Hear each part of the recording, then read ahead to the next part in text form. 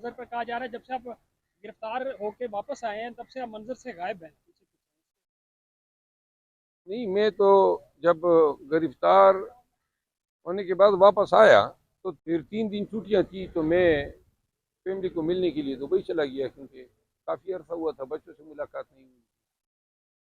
तो वहाँ पे हमने कन्वेंशन शुरू कर दिए। 3 कन्वेंशन दुबई में किए, 2 अबूजबी में किए और आखिरी हम शारजा में कन्वेंशन किए रात को। तो यूँ जो है, अब आज ही सुबह में आया हूँ, कोई 8:30-9 बजे में लैंड कर गया और सीधा फिर हाई कोर्ट आया हूँ। से वाबस्ता उम्मीदवारान जबरी तौर पर गुमशुदा होते जा रहे हैं। स्क्रूटनी के दौरान प्रपोजर सेकेंडर्स को अगवा किया गया। फिर स्क्रूटनी के नतीजे में मुल्क भर में as a matter of policy PTI को इलेक्शन से बाहर रखने के लिए उम्मीदवारान के कागजात नामजदगी मज़क्क़त खेज़ बुनियादों पर रिजेक्ट किए गए। मुझे अंदेशा है कि जब ये अपीलें समात के लिए हाई कोर्ट के सामने आएंगी तो रिटर्निंग अफसरान जो हैं उनको अपने इस फेल को जस्टिफाई करने में बहुत ही मसाइब और तकालीफ पेश आएंगे, क्योंकि कोई एक भी आर्डर जो है वो कानून और आइन के मुताबिक नहीं हुआ है। हम अपीलें दायर कर रहे हैं, इसी ज़िमन में आज आए थे। पेशावर में भी हम कल आखिरी दिन है, वहाँ पे भी दायर कर रहे हैं। जहाँ जहाँ से पीटीआई के उन उम्मीदवारान ने जिनके कागजात नामजदगी मुस्तरद हुए हैं रजू किया है, उनके लिए हमारी टीम जो है लगी हुई है। आखिरी बात यह है कि तमाम को मैं ये एडवाइस करूँगा कि अपीलों के दौरान उम्मीदवारान न जाएं, क्योंकि अभी तक हम सब गैर महफूज हैं और खसूसन अदालती हयातों में इंतहाई गैर महफूज है। अब तरीका ये ढूंढ लिया है कि जहाँ रिटर्निंग ऑफिसर या अदालतों में हम जाएंगे तो वहाँ पे पहुँचने से पहले ही उम्मीदवारान को अगवा किया जाता है। टेक्सला से हमारे कर्नल अजमल साहब को उठाया गया है और वाक़यात जो हैं वो न थमने वाले थे। जी, आपके अपने भी कागजात मुस्तरद हुए हैं, तो इसको कैसे देख रहे हैं? आप दुबई से वापस आए हैं, मंजर पर कहा जा रहा है जब से आप गिरफ्तार होके वापस आए हैं तब से आप मंजर से गायब हैं। नहीं, मैं तो जब गिरफ्तार होने के बाद वापस आया तो 3-4 दिन तो मुझे टेम्परेचर रहा, इलम होगा।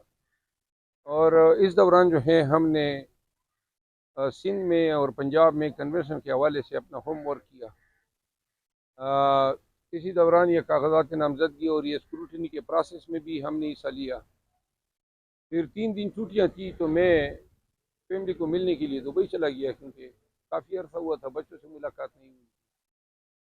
तो वहाँ पे हमने कन्वेंशन शुरू कर दिए। 3 कन्वेंशन दुबई में किए, 2 अबूजबी में किए और आखिरी हम शारजा में कन्वेंशन किए रात को। तो यूँ जो है, अब आज ही सुबह में आया हूँ, कोई 8:30-9 बजे में लैंड कर गया और सीधा फिर हाई कोर्ट आया हूँ। अब यहाँ पार्टी के जो हमारे ऑफिस बियरर हैं उनके मुकदमात दायर कर रहे अच्छा हैं। सर, आप बड़ी पाकिस्तान से मोहब्बत करते अच्छा, हैं। आपने सवाल किया ना कि मेरे कागजात नामजदगी क्यों रिजेक्ट हुए हैं। तो वो रिजेक्ट हुए हैं, मुझे जो ऑर्डर मिला है उसमें ये लिखा गया है कि कोई 6 बिजली के पानी के कनेक्शन हैं जो पीने का पानी है। पेशावर में 6 शरफजल नाम के लोगों ने मुख्तलिफ इलाकों में बिजली के कनेक्शन लिए थे और एन अक्टूबर के महीने में उन्होंने जो है जुर्माना डाल के 1,30,000 रुपये इन 6 लोगों पे डाल दिया। कसूर उन बेचारों का भी शायद यही था कि वो मेरे हमनाम थे और फिर उनके बिल मेरे खाते में डाल दिए कि जी ये इसके कनेक्शन हैं। और फिर रिटर्निंग अफसर तैयार बैठा था कि कुछ दे दो। बेसिकली हुआ ये है कि ये फ्रॉड हुआ है और यही इसी तरह के वाकयात सबके साथ किए गए हैं। न मैंने ज़िंदगी में पाकिस्तान में कहीं बिजली का कनेक्शन पानी का कनेक्शन नहीं लिया। और पेशावर में जो है मैं न कभी मेरा घर रहा है, ना मैंने बिजली कनेक्शन की पानी की कनेक्शन की कोई दरख्वास्त दी है। और फिर इतना ज़्यादा पानी मैं 6 घरों का पीऊँगा, यानी कि और वो रहता इस्लामाबाद में हूँ, बिजली के बिल उधर मेरे पीछे, पानी की बिल मेरे पीछे उधर चालू है। अल्लाह खैर करे, लेकिन हाई कोर्ट में मज़ा आएगा जब रिटर्निंग अफसर को बुलाया जाएगा और उनको बताया जाएगा कि आप बताएं जी ये किसके पानी के कनेक्शन जो हैं आपने इधर फिट कर दिए, ये जर्म हुआ है, धोखा दिया गया है रिटर्निंग अफसर को भी और मुझे भी। इस हवाले से मुतल्लिका महकमे के जिम्मेदार अफसरान के खिलाफ मैं FIR की दरख्वास्त दूंगा। सर, आप बड़ी पाकिस्तान से मोहब्बत करते हैं, इस हवाले से पीटीआई पर इस वक्त जुल्म का दौर दौरा है, आप उसमें भी बड़ा बढ़ चढ़ के हिस्सा ले रहे हैं और आप मुस्लिम लीग नून पर भी बड़ी खुलकर तनकीद करते हैं, उनके लीडर्स पर, उनकी फैमिलीज बाहर है, उनका खानदान बाहर है। अभी आपने बताया आपकी फैमिली भी दुबई में रहती है, यहाँ पे आप लोगों को बाहर निकलने का भी कहते हैं, तो आप अपना खानदान क्यों नहीं पाकिस्तान में रखते, फैमिली क्यों पाकिस्तान में नहीं है?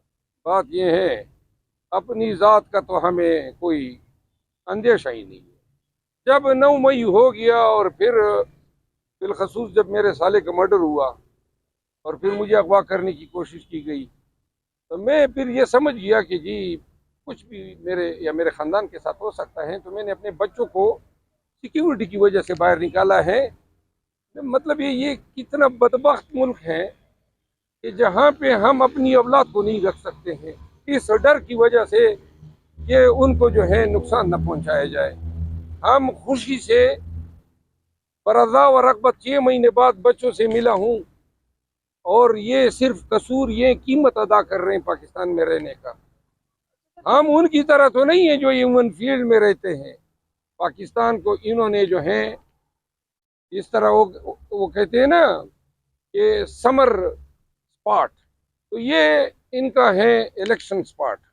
जब इलेक्शन होते हैं वज़ीर आज़म बन जाते हैं, ख़ानदान इधर आ जाता है और फिर लूट खा के भाग जाता है, फिर उधर रहते हैं। हमारे और इसमें बड़ा फ़र्क है, मजबूरी के और जुल्म के सताए हुए लोग हैं, अपनी ख़ानदानों के लिए डर रहे हैं। और आपको यकीन होना चाहिए कि हमारी ये अंदेशे जो हैं 1000% हक बजाने पे। अच्छा सर, फिर आप जो आम लोगों को कहते हैं कि बाहर निकले हक की खातिर, उनका खानदान तो पाकिस्तान में है, वो बाहर भी नहीं निकाल सकते, आप जितना पैसा भी नहीं है उनके पास, फिर वो बेचारे कहाँ जाएं इस मुल्क में, वो कैसे बाहर निकले, जुल्म के खिलाफ आवाज उठाएं? बात यह है कि हर एक मेरी तरह भी तो न बने ना, कि जो सर टकराने के लिए तैयार हो। और दूसरी बात यह ना कि अगर हर पाकिस्तानी निकलेगा तो फिर तो क्या मज़ा आएगा। पूरे पाकिस्तान की 25 करोड़ आबादी का अगर 1% भी निकले ना, 1%, तो तब भी जो है इनके अकल टिकाने लग जाए। पाकिस्तानी जो है देखिए, 1% अपनी फैमिलीज का क्या करेंगे?